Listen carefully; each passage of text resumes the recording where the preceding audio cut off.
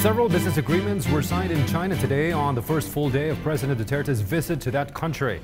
The agreements, worth some $9.8 billion, are expected to generate over 10,000 jobs for Filipinos. The signing preceded President Duterte's bilateral meeting with Chinese leader Xi Jinping at the sidelines of the Boao Forum for Asia, which is being held in Hainan. Further expanding economic ties and other aspects of cooperation between the Philippines and China were up in the meeting of the two leaders. More details from Pauline Requesto. Richmond, President Duterte just finished his bilateral meeting with his Chinese counterpart, President Xi Jinping. Before their meeting, President Duterte congratulated Xi for his re-election. He also thanked China for its military assistance, especially during the Marawi siege. And at the same time, President Duterte asked for China's commitment to be the Philippines' partner against transnational crimes and terrorism. The two leaders signed several agreements which are expected to boost the bilateral relations of China and the Philippines. Prior to their meeting, 9 letters of intent and memorandum of agreement were signed by Chinese businessmen and representatives of the Philippine government. President Duterte witnessed the signing of these business agreements, which is expected to create 10,000 jobs for Filipinos. The LOI and MOU are intended for projects in the sectors of infrastructure and construction, energy, manufacturing, agriculture, and tourism.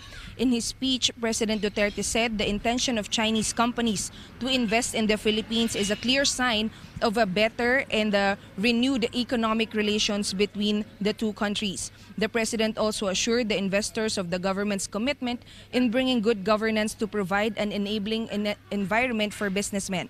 Let's listen to a portion of the president's speech. I stress the Philippine government's commitment in bringing good governance and maintaining order to ensure an enabling environment which will allow businesses and investments to thrive and prosper. Allow me to mention again the efforts to improve the climate of doing business, to promote ease of doing business, and to show the goodwill and sincerity of my country vis-a-vis with our new relationships with China. I emphasize the Philippines' commitment to address corruption, that corruption will not be tolerated under my watch. Richmond President Duterte is set to leave China tonight. He is bound for Hong Kong, where he will meet the Filipino community there. Reporting live from Boao, China, Pauline Requesto for The Nation. President Duterte's official schedule in Hainan started this morning with his address before the Boao Forum for Asia, during which he invited responsible businesses to invest in the Philippines to help achieve the progress Filipinos envision. The president noted the country's improved peace and order situation and his administration's sustained battle against corruption. On the Philippines' bilateral relations with China, President Duterte said both countries stand together against criminality and the illegal drug trade and are staunch allies in the fight against terrorism and violent extremism. More of this report from Pauline Requesto. Speaking before the Boao Forum for Asia, President Rodrigo Duterte said the dream of having a comfortable life for Filipinos is slowly becoming a reality. The president took pride of the country's improved peace and order situation, as well as the government's sustained battle against corruption to entice more businesses to invest in the Philippines. We have sustained the battle against corruption and are strengthening the policy framework for businesses to thrive. With good governance as a basis for a sound economic policy, the Philippines will do more to increase investments in the country, particularly in infrastructure, innovation, and interconnectivity.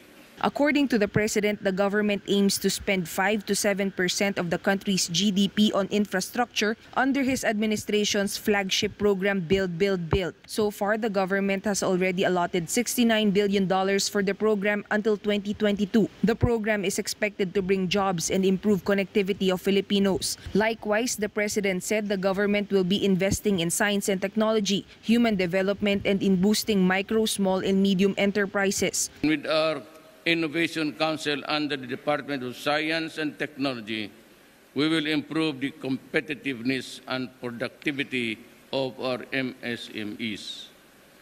With greater access to technology and financing, we will apply science, technology, and innovation in agriculture and in the same industries. The president also reiterated the Philippines' commitment to interconnectivity, saying that the country is ready to work with all nations in the region to attain growth and regional stability. The Philippines will remain committed to interconnectivity, both in functional terms and in political engagements and cooperation with our friends and neighbors. We will harness the potential for shared growth in our region and beyond. Let me say it again. The Philippines' destiny is in Asia. The Philippines is ready to work with all nations in the region to seek friendship and cooperation. Pauline Recuesto for The Nation, Boao, China.